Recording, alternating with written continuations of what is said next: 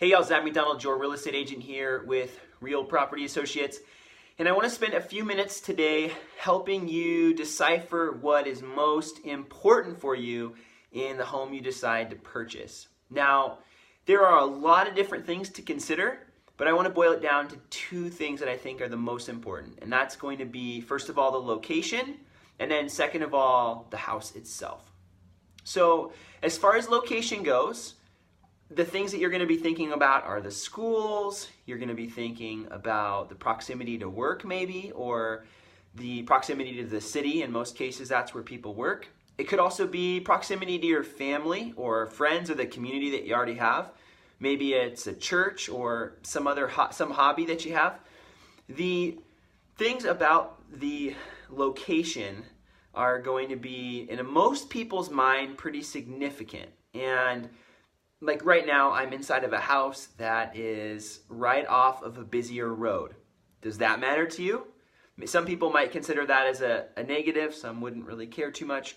But the location of your house, and specifically more of these high-level things, as far as the schools and the location to work and maybe proximity to parks, things like that, those are going to be things that you're really going to want to consider, because maybe that's more important to you than the house itself. And we'll get to what that might look like. The other things, maybe the house itself, the things to consider about the house itself, higher level, bedrooms, bathrooms. What does the house have to offer? Does it have a swimming pool? Does the house have a big yard? Is the house, let's say maybe it's a condo, maybe it's smaller, maybe that's what you're looking for. Does it have a remodeled kitchen? Does it have hardwood floors? The house itself, sometimes for other people, is more important than the location. And so the tension here is, what's going to be more important? House, location, combination of the two, because that's really going to ultimately help you understand where you can purchase. And so once you get your pre-approval with a mortgage lender, which I definitely recommend, if you haven't gotten a pre-approval, that's going to be one of your first steps to buying a house. If you have that pre-approval, now you have to decide, okay, do I want to pay, let's use $600,000 as our number here, in Seattle or in the area that will buy you something. Okay, maybe you want to be in Ballard and you want to be really close to all that Ballard has to offer, all the restaurants. You want to have a convenient bus commute downtown. You want to be able to just explore Ballard. Okay, let's just say you want to be in Ballard. Well, you could buy a condo for $500,000. Okay, maybe get yourself a one-bedroom condo. Or you could, if the location wasn't as important to you and you really needed to have 4 bedrooms and you wanted to have an acre, you could move up to Snohomish, and all of a sudden you have yourself an acre of property and you have yourself 3 bedrooms and 1.5 baths.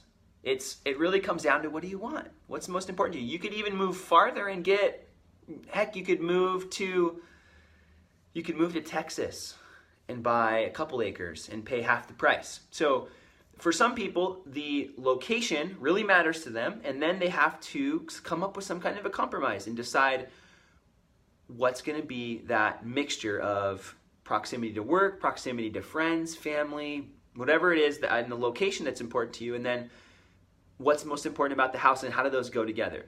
If you want just the house piece, then you can move to accommodate that. And if you want just a location, then you can do the same. You can compromise more on the house. But the home buying process for most people is a series of compromises. And if that's not the case for you and you can buy whatever you want, congrats, that's awesome. But the majority of people can't do that. And so if you're watching this and you're one of those people that can't do that, these are the questions you're going to want to answer and ask yourself to help kind of decide where you want to be. And of course, if you can buy whatever you want, great. Buy the kind of house you want in the location that you want. You don't have to worry about it. That's good for you. So, wow, I hope this was helpful for you. That was a lot of content to put out really quick. So, hope this was helpful for you. And if you have questions, or maybe there's something that I missed down below, or you have some thoughts you want to add to it, I'd love to hear those as well. And we'll talk to you soon.